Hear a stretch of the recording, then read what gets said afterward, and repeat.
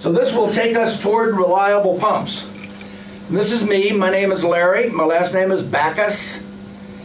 Everything that we own, think of your car, your computer that gives good service, maybe your watch, your cell phone. Everything that we own that is reliable and gives good service has proper design, proper application, proper operation, and proper maintenance. Think of your power tools. Think of your refrigerator and your TV.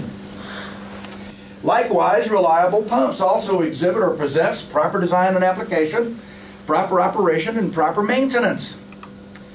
And everybody, that means design, operations, and maintenance, must contribute to reliability. If one of the elements is absent or incorrect, one of these four, design, application, operation, or maintenance, then the reliability chain is weak. And you can see the weak link in the chain. That's the link that's going to break. Inadequate design. The engineers and the inspectors are responsible for correct pipe design. Now, this pump, this is the motor, the coupling, this is the pump, here's the pipe leading to this pump, this is your suction pipe, that's the discharge pipe. This pump vibrates, it eats bearings, and it goes to the shop frequently. What is the problem? Now, we're looking at the problem here. Does anybody see the problem here? See, the process engineers thought they had a bearing problem. What's the problem with this pump? It's looking at you. We're looking at the problem. This is your big problem right here. You do not put an elbow, especially a right elbow, on the suction nozzle of a split case pump or any other pump. So the suction elbow is the problem. Now there's a couple of other problems. I'll just point them out to you. The last pipe support is back over here, okay? There really should be one about here.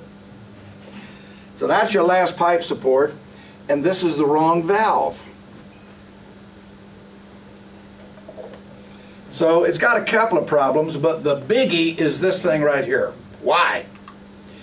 Well, as the liquid comes into the pump suction nozzle, a little bit of the liquid can come through the inside diameter of this elbow, come around over to here and feed this eye of the impeller down inside the pump.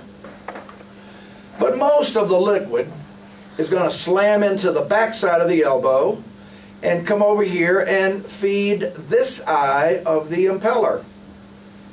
So the suction elbow loads one eye of the impeller with excess velocity head. That means velocity energy. Whenever I say the word head, you can think energy. If I walk into this wall and bump this wall like that, I hit the wall with a certain amount of energy. But if I get back over there and I run into the wall, I'm going to hit the wall with more energy. And that's velocity head. Okay? So we're overloading one eye of the impeller with excess velocity head. Now these pumps are axially stable. The bearings here and here are for radial control only. Now, watch my arm as though it's a pump shaft. And the shaft rotates. If the shaft moves in this plane like this, this is called radial play or radial movement. If the shaft moves in this plane, this is called axial movement. So these pumps are said to be axially stable. These bearings are for radial control only.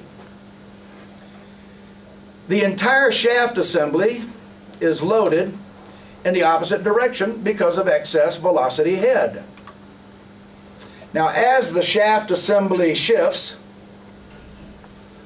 then these mechanical seal faces will open and leak and spew onto the bearings.